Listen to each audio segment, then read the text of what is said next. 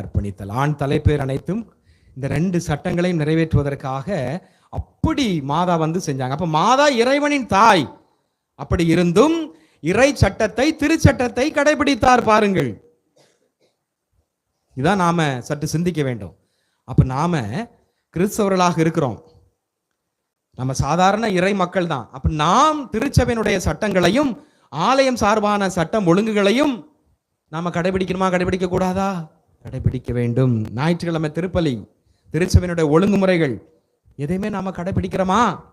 சிந்தித்து பாருங்க. இல்ல, ஓய்வு நாள் 10 கட்டளைகள் நாம எதையுமே கடைபிடிக்கல. ஓய்வு நாள் ஞாயிற்றுக்கிழமை தான் எல்லா விசேஷம் வைக்கிறாங்க.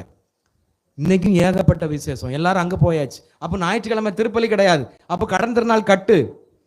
அப்போ திருச்சபையை அழித்து கொண்டிருக்கிறோம்.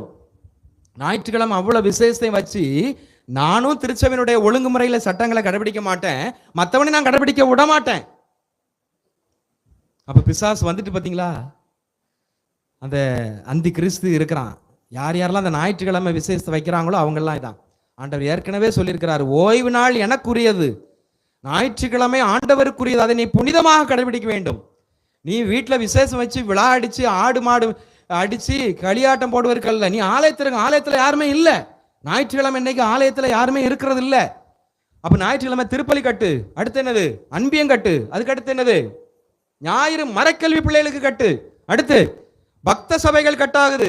இது என்னைக்காவது யாராவது யோசிச்சிருக்கமா? அப்ப திருச்சபை இல்லையே. அப்ப நீ வைக்கிற ஒரு விசேஷத்தினால, ஞாயிற்றுக்கிழமை வைக்கிற ஒரு விசேஷத்தினால மக்களை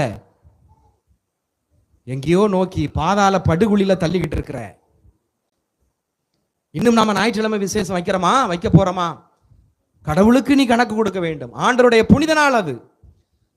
அது மட்டுமல்லாமல் திருச்சபையினுடைய சட்டத்தை நீ மீறுகிறாய்.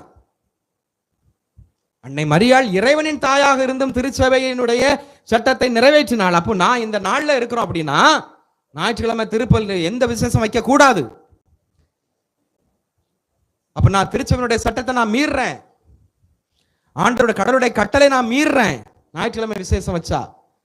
அப்ப மாதா சட்டத்தை மீறாமல், மாதா நினைச்சா மீறி இருக்கலாம், அவருக்கு தேவையில்லை, கடவுளுடைய தாய் தானே, ஆனாலும் கூட அவள் சட்டத்தை கடைபிடித்தாள். அப்ப நான் திருச்சபையினுடைய சட்டத்தை கடைபிடிக்கிறேனா?